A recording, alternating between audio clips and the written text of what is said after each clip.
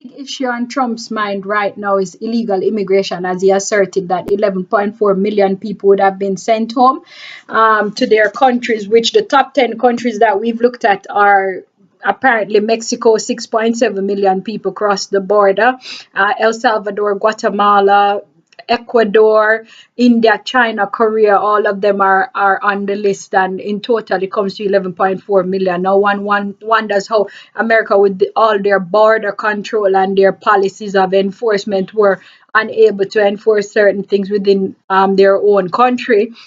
But now that's a big issue with Trump becoming president. Apparently, it's just I'm spellbounded by the fact that this whole issue of illegal immigrants being treated like they're animals and basically as if they're of no benefit to the society, when America full knows that a substantial portion of their economy is underpinned by this low cost labor force, which capitalists within the countries like companies are using, because American residents and citizens are unwilling and unable to work for below minimum wage salaries with certain benefits attached to them. Now, these low paid workers come from other countries to the land of the free and the home of the brave, being very brave, putting themselves in some positions of facing death and so on, and then coming to America where there's a shortage of supply because many people are educated above high school level, and they also refuse or and legally incapable of working for below minimum wage. So as such, America basically has to employ people to cut costs in order to make themselves more competitive within the global economy. So it's just not understandable why it is that Trump, having looked at the figures and knowing that it costs America 11, basically not 11, but 113 million US dollars every year to deal with illegal immigration, and that basically America supports illegal immigrants by putting certain policies in place as well, because they know that they're a source of income for their gross domestic product or products and services that are supplied within the economy, and they're also contributors to taxes. They've ensured that they can be educated and can have access to emergency services and medical care, because they will know that these illegal immigrants, which are being sorted after so aggressively, are apparently of great benefit to the society. So one wonders if this is a strategic stance or the intention to build a wall that is 1,000 miles in border and costing apparently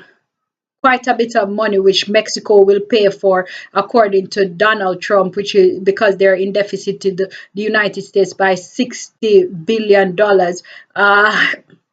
Then Mexico will apparently pay for this whole wall and also the $600 billion cost over 20 years to deport 11.4 million people. Is just not a logical direction. What Trump needs to probably think about is what are the core issues pertaining to this whole bureaucratic dilemma and exhaustive administrative costs that are related to legal immigrants just coming into the country, and those processes aren't being followed to a degree where it's cost effective, and there's a limited quota on the amount of people that can actually come through legal channels, and that they're only taken on the basis of families and with the educated professionals and maybe temporary workers within a restricted amount. Now, looking at all these, let's say, research and total, one wonders why it is that America doesn't look strategically at the impact on their GDP that apparently these 11.4 million people that they know nothing about and cannot find are contributing in terms of taxes and in terms of goods and services, in terms of foreign currency generation, exchange between borders and so on. Then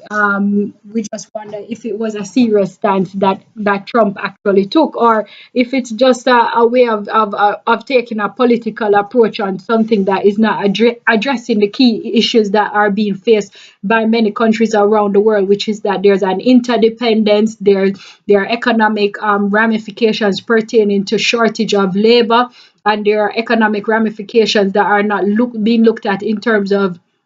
how companies are being operated, the level of competition within markets, and basically how people are being treated within the scope of the economy in terms of from a survival standpoint and just a prosperity standpoint. Building a wall between Mexico and the United States is not really, it's a short-term resolve. It will not necessarily have a long-run elasticity effect in terms of it won't be a long-run benefit, but there are major core issues that need to be looked at in terms of how are you going to deal with those 11.4 million people that are within your country, and how can you actually think your way out of the situation in terms of using them as a productive element, more productive element within your society, and giving them the recognizable rights that they deserve or have without being unfair to the people who are going through the long-winded process that they face in terms of just coming through the legal channels. So this is Michelle Samuels for Improve TV, and we're basically over 1,000 views right now on YouTube. So I just ask you to just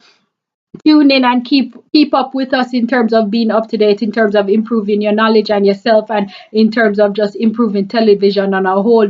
with our how we operate behind and in the economics of things, and just empowering ourselves. So I'm going to close now by saying peace out, have a good evening, and stay tuned.